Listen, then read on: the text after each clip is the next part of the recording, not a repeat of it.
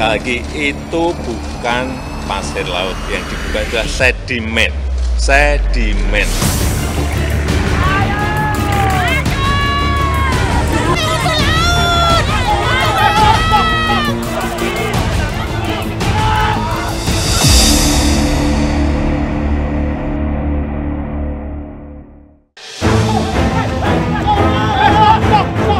Aksi aktivis lingkungan di kawasan Taman Menteng, Jakarta Pusat mendadak ricuh. Perangkat aksi diambil paksa orang tidak dikenal yang tiba-tiba datang ke lokasi.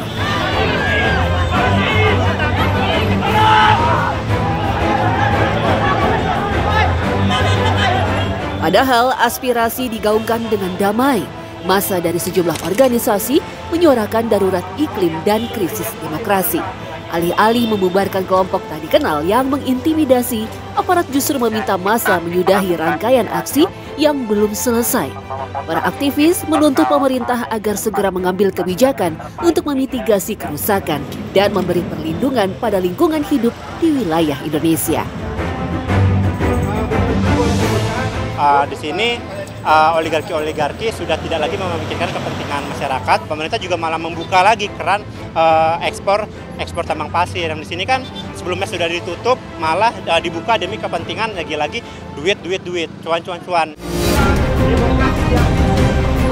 Kebijakan ekspor pasir laut di penghujung masa pemerintahan Presiden Republik Indonesia Jokowi menjadi salah satu tuntutan lantaran berpotensi memperburuk dampak krisis iklim.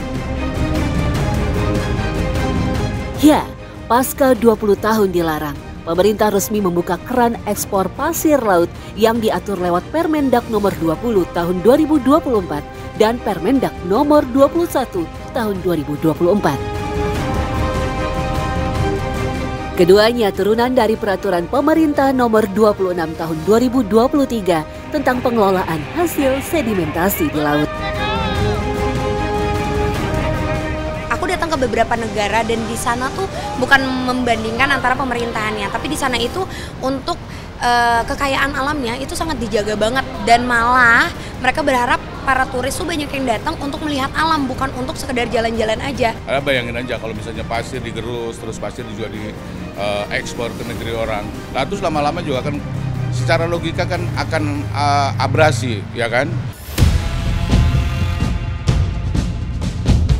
Kritik keras pun dilayangkan mantan Menteri Kelautan dan Perikanan Susi Pujastuti yang disuarakan melalui unggahan di akun sosial medianya.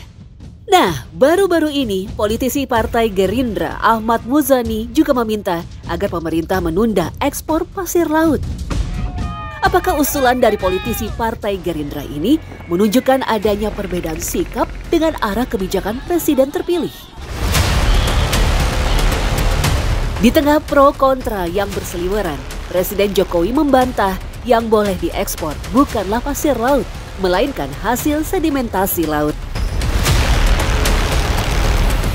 Sekali lagi, itu bukan pasir laut ya. Yang dibuka adalah sedimen. Sedimen yang mengganggu alur jalannya kapal. Lantas, apa bedanya pasir laut dan sedimen? Sedimen itu merupakan bagian dari hasil proses pelapukan, ya, baik dalam bentuk proses pelapukan batuan ataupun pelapukan dari benda-benda lainnya, yang kemudian kalau dia terendapkan menjadi proses yang kita sebut dengan sedimentasi. Nah, sedimentasi ini kemudian akan memfilter bagian partikel-partikel yang besar ukurannya, dia akan terendapkan lebih dulu menjadi terendapkan lebih bawah, dan itu kita kenal sebagai partikel batuan ataupun pasir. Baik sedimen ataupun pasir, pemerintah juga mengklaim tak sembarangan karena telah menerapkan syarat super ketat dalam kebijakan. Ya, ada 9 kriteria pasir yang boleh untuk diekspor. Pastinya tidak mengutamakan nilai ekonomi saja. Pembersihan sedimentasi di laut mengedepankan ekologi serta memelihara kesehatan laut. Di sisi lain, istilah yang dipakai memang pengangkatan sedimentasi. Namun kebijakan ini melahirkan banyak penolakan. Ya, bukan tanpa sebab pembukaan keran ekspor pasir dinilai membahayakan. Dampaknya tak main-main, bisa merusak ekosistem bawah laut, pulau kecil berpotensi tenggelam, juga krisis pangan laut. Sedimentasi itu ada lumpur dan ada pasir. Pertanyaannya, dari dua material ini mana yang punya nilai ekonomi? Lumpur atau pasir? Tentu pasir. Nah, maka Jokowi itu seperti bilang, ini bukan mudik tapi pulang kampung. Ini bukan pasir laut tapi sedimentasi. Nah, kita jangan terjebak pada persoalan-persoalan itu ya. Lebih luasnya lagi, para ahli khawatir ada penumpang gelap dalam peraturan pemerintah untuk kepentingan sesat. Ya, apalagi kalau bukan memetik cuan. Gawatnya jika sampai terjebak resiko geopolitik. Tak ayal, Walhi menilai pasir laut yang diekspor digunakan negara lain untuk reklamasi. Contohnya Singapura yang menambah teritori daratan tentunya bisa berpotensi konflik perbatasan. Jumlah kebutuhan Singapura untuk melakukan reklamasi berdasarkan roadmap pengembangan pelabuhan Tanjung Tuas dan sebagainya di daerah pesisir mereka itu sekitar 6.500 juta meter kubik, dan itu akan diperoleh dari sumber-sumber di luar Singapura. Artinya mereka akan melakukan reklamasi ini sampai 2030.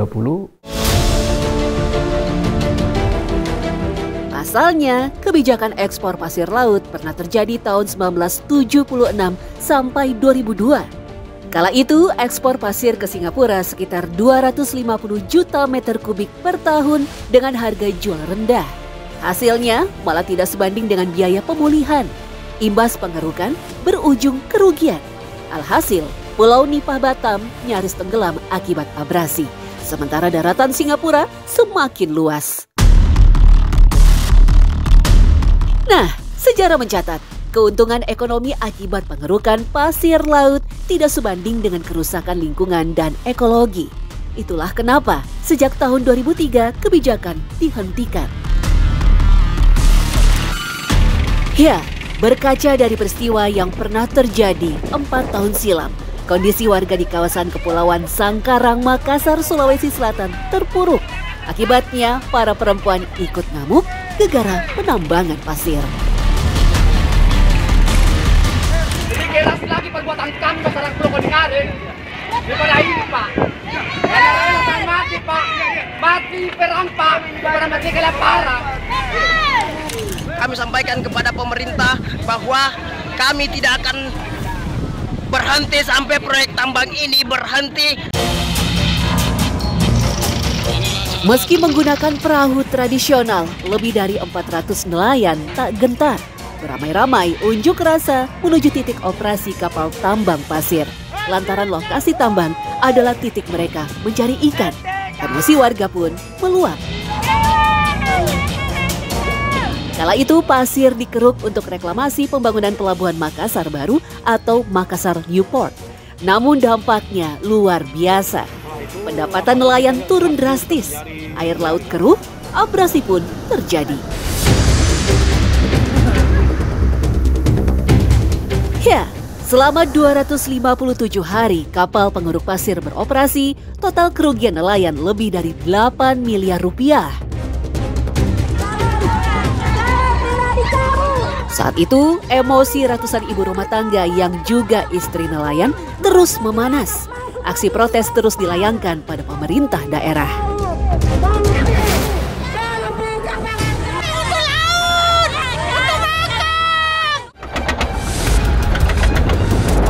Nyatanya, dampak penyedotan pasir laut berbahaya. Dari monitoring di bawah laut, pasca pasir dikeruk, terjadi perubahan bentuk dan kedalaman laut. Sebelum penambangan, kedalamannya 10 meter, namun kini menjadi 30 meter. Ikan pun kabur akibat penambangan pasir. Bagaimana dengan kondisi perairan Indonesia nantinya? Ya, belajar dari peristiwa sebelumnya, analisis dampak lingkungan perlu diwaspadai.